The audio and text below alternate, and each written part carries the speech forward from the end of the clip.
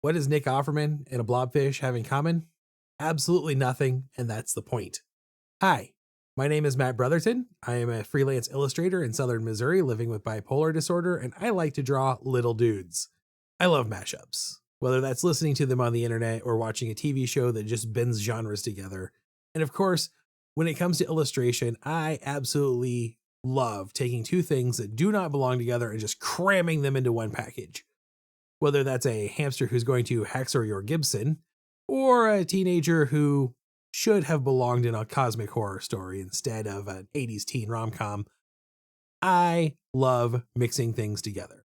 Today we're mixing Nick Offerman's jazz persona, Duke Silver, with everyone's favorite slimy sea creature, the Blobfish, to create Blob Silver, jazz saxophonist.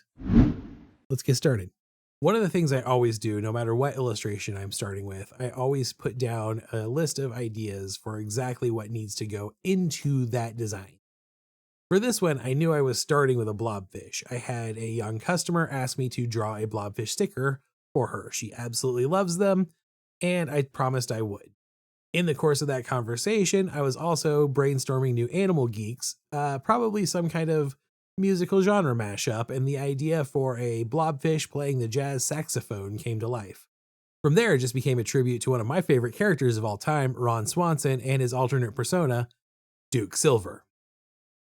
Whenever I'm working, I like to pull up a couple of reference sketches to just have them handy while I'm drawing. In this case, I had a picture of Ron Swanson and just a whole bunch of blobfish pictures because there's a lot of blobfish pictures if you do a Google search. I started just drawing in a little blobfish face and very quickly realized that the direction I was working in was not exactly what I wanted it to be.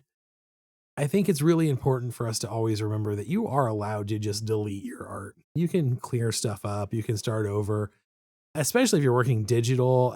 If you are really precious about it, you can just create a new layer and hide the one that you're working on. If you are like me, you'll just delete everything, throw it away. And even if you're working on paper, you'll crumple it up into a ball and toss it across the room in anger and disgust multiple times. And that's kind of where I was at today. I had a good idea in my head of what this sticker would look like. I just had to play a bit with the actual combination of blobfish and man to decide exactly where I wanted that line to be. How anthropomorphic did I want this sticker to be? It all comes down to the fins being the problem. Blobfish have little short stubby fins, and they do not make good arms for playing the jazz saxophone. So that's really where I struggled a bit. So I had to start over on a second image. But that's my process. I tend to start with a few rough sketches using a big fat pencil so that I don't get stuck in the details. One thing I did here that was really helpful was I knew I had a prop that I wanted to draw and I wasn't sure what angle I wanted it to be in. So I put it on its own layer, made a little doodle of the prop, and then was able to slide that in for the composition. Once I had that rough, real rough sketch done, I went in with a smaller pencil and drew in details. So I knew exactly what my image was going to look like before I did any vector inking.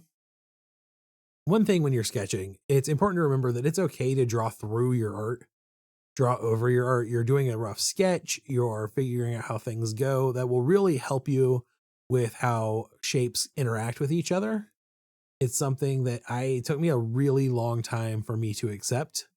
So I just kind of want to encourage you to feel free to go ahead and draw through your art, over your art, around your art, especially if you're a newer artist and you still have a lot of insecurity about things like perspective or layering and how objects interact, which, trust me, doesn't necessarily go away just because you have more experience as an artist.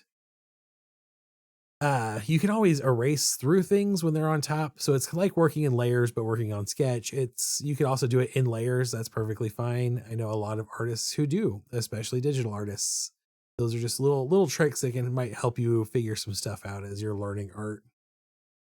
Once I had my more detailed sketch done, I like to kind of make all of that, lower the opacity on all of that. And I ink entirely in vector. I love smooth lines. I love thick line work. Vector is my jam.